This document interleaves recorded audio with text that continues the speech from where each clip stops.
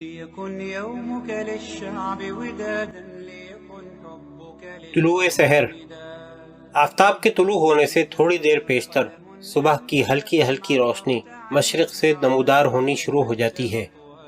تمام دنیا پر شب دیجور کی سیاہی اور جہالت و کفر کی تاریکی چھائی ہوئی تھی۔ اس عالمگیر گمراہی کی شب تاریک کے ختم ہونے کا وقت آیا تو طلوع آفتاب کی خبر دینے کے لیے اول سپیدہ سحر نمودار ہوا۔ ملک عرب میں جو مرکز تاریکی بنا ہوا تھا اور جس کے ریگستانوں میں شرک و عصیاں کی آندھیاں چل رہی تھیں، خود بخود ایسے نشانات ظاہر کرنے لگے جن سے ثابت ہوتا تھا کہ اس ملک میں آفتاب رسالت طلوع ہونے والا اور ہدایت کا چشمہ پھوٹنے والا ہے۔ اقوام عرب ہزارہا سال سے ذلت و مسکنت اور جہالت و گمراہی کی زندگی بسر کر رہی تھیں، لیکن بعثت نبوی نہیں بلکہ پیدائش نبوی صلی اللہ علیہ وسلم کے وقت سے قبائل عرب میں شریفانہ جذبات اور برے کاموں سے نفرت پیدا ہونے لگی تھی۔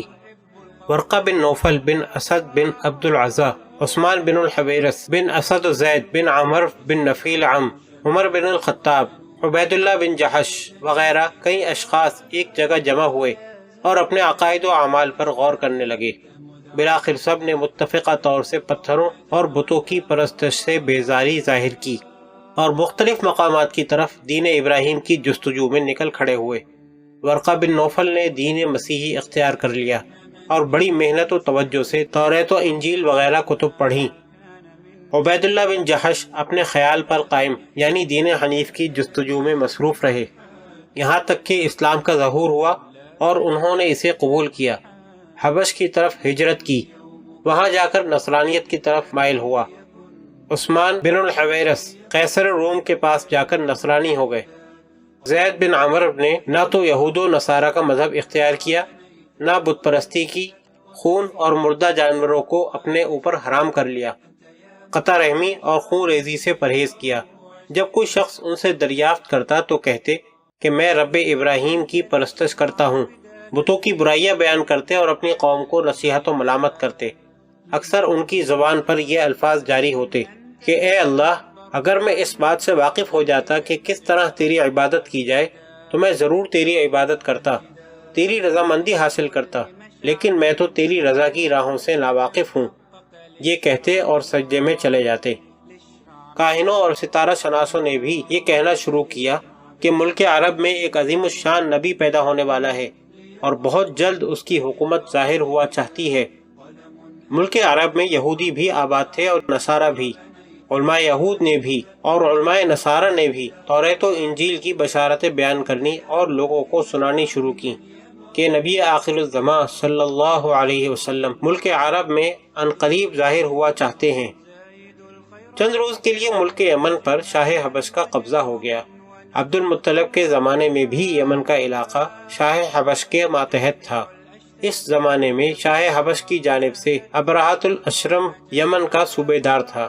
اس نے یمن میں ایک معبد تیار کیا اور اہل عرب کو ترغیب دی کہ بجائے کعبہ کے اس یمن کے مندر کا رخ کیا کریں، لیکن اس کو اپنی اس تحریک میں کامیابی نہ ہوئی، بلکہ ایک عرب نے موقع پا کر اس مندر میں اس کی تذلیل کے لیے پخانہ کر دیا۔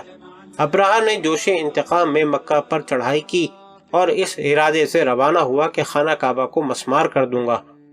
اس کی فوج میں ہاتھی بھی تھے، اس لیے مکہ والوں نے اس فوج کا نام اصحاب الفیل اور اس سال کا نام عام الفیل رکھا۔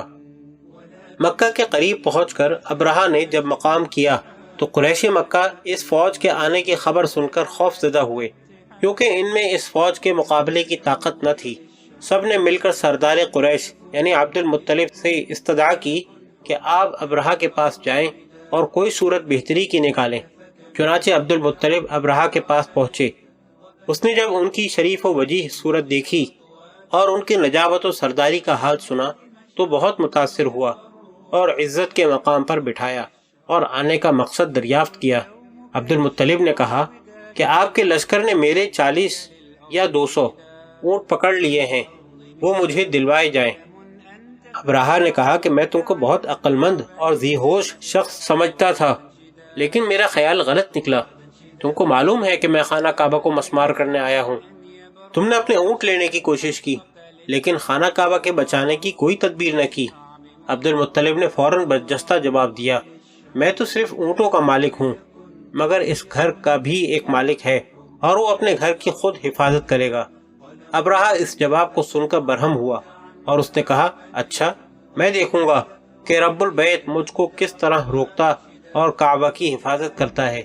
چنانچہ اس کے لشکر پر تباہی آئی اور وہ سب کعصف مأکول ہو گئے۔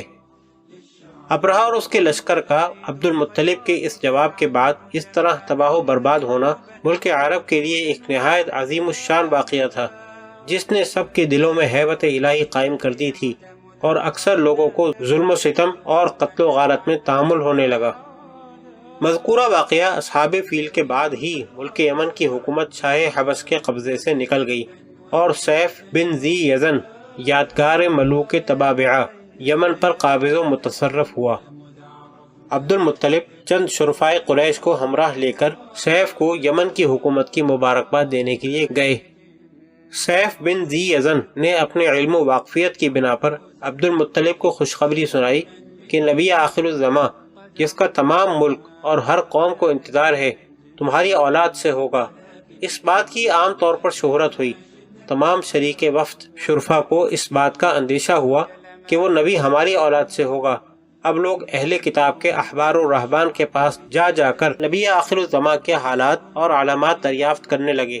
امیہ بن ابی کو یہ خیال ہوا کہ وہ نبی شاید میں ہوں گا، چنانچہ وہ ابو سفیان بن حرب کے ساتھ ملک شام کی طرف گیا اور کسی راہبان کی خدمت میں حاضر ہو کر اپنی نسبت دریافت کیا، مگر وہاں سے مایوس کن جواب ملا۔